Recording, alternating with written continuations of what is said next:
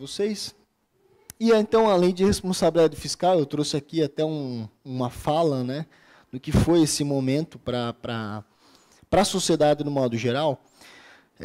A lei de responsabilidade fiscal estimula e aprofunda ações efetivas em prol do equilíbrio da gestão fiscal, do atendimento aos limites orçamentários, da efetivação da transparência e da participação popular no Brasil. Então, assim, não tenham medo de falar sobre a lei de responsabilidade fiscal, de afirmar que essa lei especificamente foi um marco na história do país.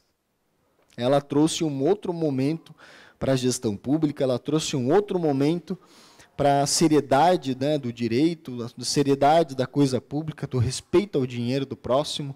E quem tem aqui mais idade, mais experiência, sabe muito bem que antes dessa lei de responsabilidade fiscal existia uma realidade, e depois dessa lei de responsabilidade, com seus prazos de vigência, a realidade foi completamente diferente, né? Então, esse contexto histórico, a maioria de vocês não viveu, né? Eu também particularmente não vivi, mas o fato é que quem realmente tem mais idade sabe que existe um momento antes e um momento depois dessa lei de responsabilidade. E aí, se a gente fala sobre, além disso, também é importante a gente destacar a Lei Complementar 131 de 2009. Ela foi uma lei que alterou, em parte, ali a LRF, né, que é a Lei de Responsabilidade Fiscal. Ela trouxe algumas novas obrigações ali previstas, e uma delas foi o acompanhamento, né, em tempo real de informações pormenorizadas sobre a execução orçamentária e financeira, receitas e despesas dos municípios aqui especificamente, né? Então, ou seja, o detalhamento, né, em tempo real dessas informações, quanto está gastando, quanto está ganhando, com que está gastando, qual o número do processo, o que está comprando, qual é o prazo de pagamento, qual é a data que vai ser pago, e também da receita a mesma coisa, né? Então, essa lei de 2009, ela ainda colocou uma lupa ainda maior na lei de responsabilidade fiscal, naquilo que já existia, né?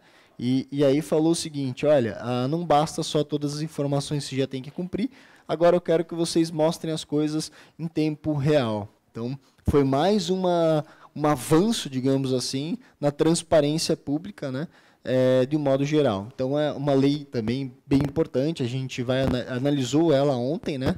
Ali quando eu falei na aula de transparência pública, que eu entrei na lei de responsabilidade fiscal, eu falei dessa questão da execução orçamentária e financeira em tempo real, né? Aquilo ali foi uma alteração já da Lei 131 de 2009. Mas basta vocês entrarem na lei que vocês já vão averiguar, na Lei de Responsabilidade Fiscal, que vocês já vão averiguar as alterações ocorridas.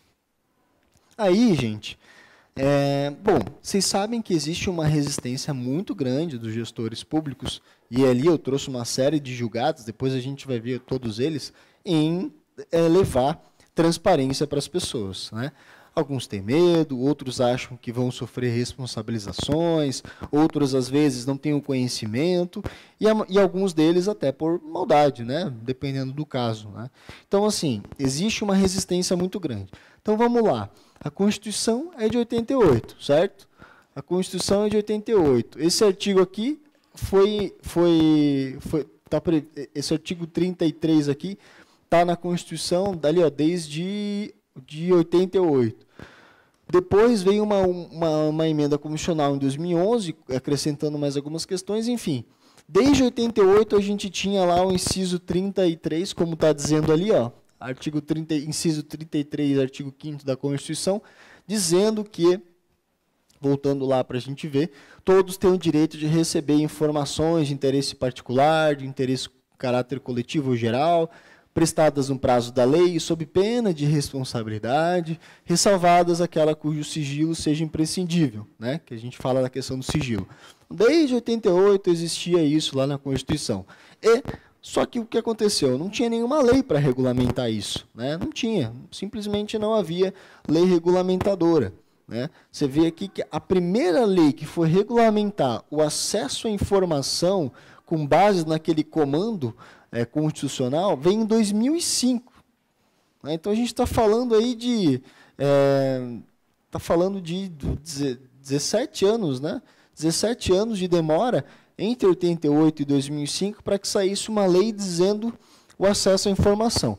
E adivinha, essa lei não falava absolutamente nada. A lei só falava o que era sigiloso e o que não era sigiloso. Se a gente entrar nessa lei, vocês vão ver que não tem nenhuma informação lá. A única coisa que tem lá é alguns artigos dizendo o que é sigiloso, o que não é sigiloso, e só. Não diz como é que funciona o acesso à informação, quais são as obrigações dos municípios no cumprimento do acesso à informação, os prazos dos municípios para fazer as respostas, que tipo de informação deve ser prestada, que tipo de informação não deve ser prestada, enfim, não tem nada disso nessa lei aqui. Então, não demorou muito, né, mais especificamente 6 anos para que essa lei fosse revogada. Então, pode colocar aí, a lei 11.111 foi simplesmente revogada por completo. Por quê? Porque era uma lei pela metade. Tem 7 artigos que regulamentam o sigilo de documentos. Aí a gente vê a dificuldade, né, do legislador, né, enfim, dos políticos, do modo geral, né, alguns mais, outros menos, também não é uma crítica coletiva, mas a dificuldade, isso é um fato, né, a dificuldade de regulamentar uma coisa tão importante que é o acesso à informação. Não dá para a gente afirmar com segurança que, de fato, não havia o interesse em regulamentar a informação no Brasil. Então, por isso que eu sempre falo para vocês que a nossa democracia ela caminha em passos lentos, mas ela caminha. A gente tem muito que evoluir, a gente é muito recente, né? Você vê, em 88 veio a Constituição, deu o direito à informação, em 2005 veio a primeira lei, que não falava nada, em 2011, a gente está falando do quê? Há 11 anos atrás, só que a gente começou a viver uma realidade de acesso à informação. E 11 anos depois, vocês estão aqui fazendo esse curso tão importante para adquirir esse conhecimento.